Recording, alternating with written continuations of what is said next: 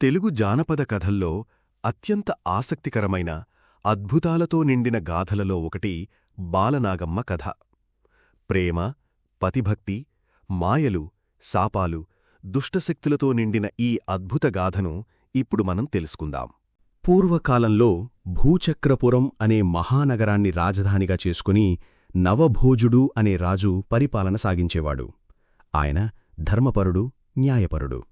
ఆయన సతీమణి భూలక్ష్మీదేవి సౌశీల్యానికి ప్రతిరూపం. ఈ రాజదంపతులు తమ ప్రజలను కన్నబిడ్డగా ప్రేమించి పరిరక్షించేవారు.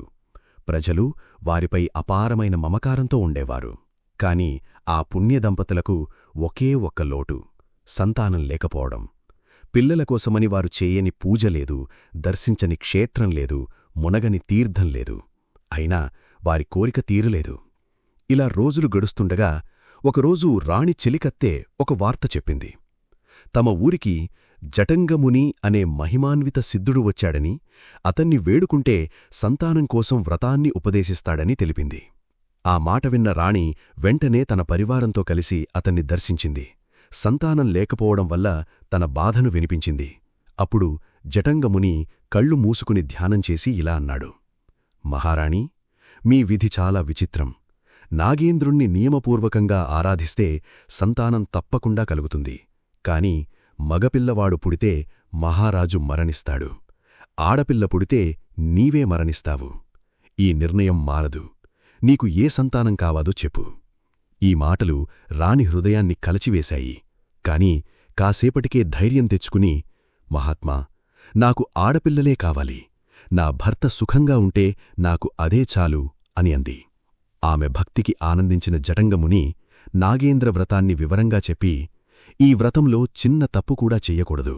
వ్రతం పూర్తయ్యాక మధ్యమానువనానికి వెళ్లి నాగేంద్రుని పుట్టపక్కన ఉన్న మామిడి చెట్టునుంచి కేవలం ఒక పండే తీసుకుని తినాలి అని ఆశీర్వదించి పంపించాడు. రాణి ఆనందంతో అంతఃపురానికి తిరిగి వెళ్ళింది. రాజుకు వ్రతం గురించి మాత్రమే చెప్పింది, కాని తన ప్రాణాపాయం గురించి మాత్రం చెప్పలేదు. మరుసటి రోజునుండే ఆమె నాగేంద్ర వ్రతాన్ని ప్రారంభించింది. ఎంతో భక్తితో వ్రతాన్ని పూర్తిచేసి పున్నమినాడు మధ్యమానువనానికి చేరుకుంది. అక్కడ నాగేంద్రుని పుట్ట చుట్టూ, మామిడి చెట్టు చుట్టూ ప్రదక్షిణలు చేసింది. అయితే సంతోషంలో మునిగిపోయిన రాణి ముఖ్యమైన నియమాన్ని మర్చిపోయింది. ఒక పండు మాత్రమే తీసుకోవాల్సి ఉండగా ఆమె ఏకంగా 7 పళ్లను కోసుకుంది. అంతే, ప్రకృతి ఒక్కసారిగా మారిపోయింది. గాలిలో మొగలిపూల సువాసన వ్యాపించింది. బలమైన గాలి వీచి చెట్లు అల్లకల్లోలమయ్యాయి. ఆందోళనతో నిలబడ్డ రాణి చూస్తుండగానే పాముపుట్ట చీలిపోయి ఒక భయంకరమైన కాళసర్పం బయటకు వచ్చింది. అది క్షణంలోనే అగ్నికళ్ళు మెరిపించే పురుషాకృతిని దాల్చింది. అదే నాగేంద్రుడు. అతడు కోపంతో గర్జించాడు: వ్రత నియమాన్ని ఉల్లంఘించావు. అత్యాశతో 7 పళ్ళు తీసుకున్నావు. దీనికి ఫలితం అనుభవించాలి. ఇప్పుడే నిన్ను సంహరిస్తాను అని అన్నాడు. రాణి భయంతో వణికిపోయి అతని పాదాలపై పడింది. నాగరాజా, ఈ పండ్లు సంతానం కోసం, కాని తినడానికి కాదు. సంతోషంలో తప్పు చేశాను. ఉద్దేశపూర్వకంగా కాదు. క్షమించండి అని వేడుకుంది. అప్పుడు నాగేంద్రుడు జాలిపడి ఇలా అన్నాడు: నేను ఈ వ్రతానికి అధిదేవతనే అయినా నియమభంగాన్ని క్షమించే అధికారం నాకు లేదు. నీ జాతకంలో అపమృత్యు ఉంది. కాని నీ మరణాన్ని వాయిదా వేస్తాను.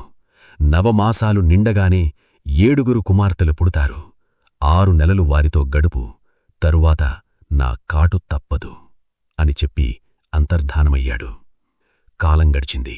ఒక శుభముహూర్తంలో భూలక్ష్మీదేవి ఒకే రోజు 7 కుమార్తెలకు జన్మనిచ్చింది. రాజ్యమంతా ఆనందంలో మునిగిపోయింది. రాజు ప్రజలకు కానుకలు పంచిపెట్టాడు. పట్టణం పూలతో అలంకరించి ఉత్సవాలు జరిపాడు. కొన్ని రోజుల తర్వాత పిల్లలకు నామకరణం చేశారు. నాగేంద్రుని స్మరణగా పేర్లు పెట్టారు. వారిలో చిన్నది బాలనాగమ్మ. ఆమె అపురూప సౌందర్యవతి. ఇలా ఆనందంగా కాలం గడుస్తుండగా 6 నెలలు పూర్తయ్యాయి.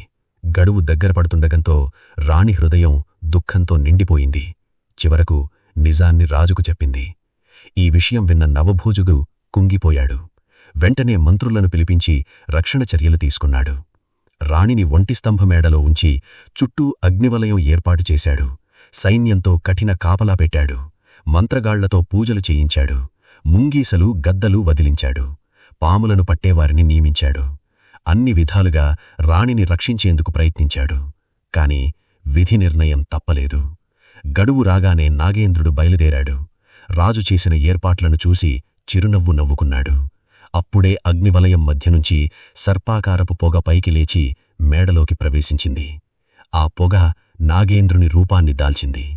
అతన్ని చూసిన రాణి తనకు మరణం తప్పదని గ్రహించింది. ఆమె కన్నీళ్లతో నమస్కరించి ఇలా అంది: స్వామీ, నేను నీ శాసనానికి విరుద్ధంగా ప్రవర్తించలేదు. నా భర్త మాట విన్నాను.